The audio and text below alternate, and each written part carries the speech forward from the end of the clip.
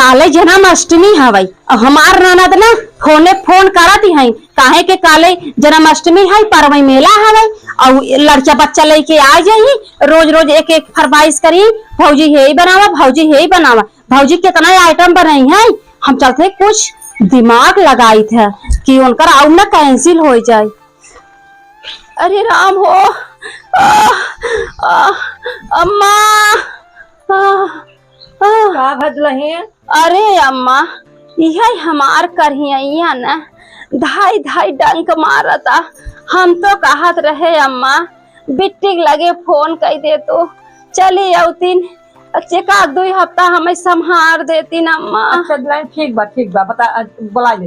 हाँ अम्मा बुढ़िया कहाँ गई है रच के देखी थे। हेलो बिटिया।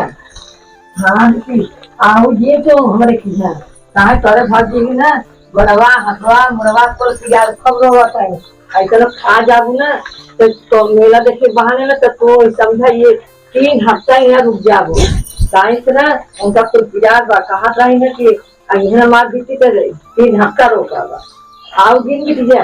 हाँ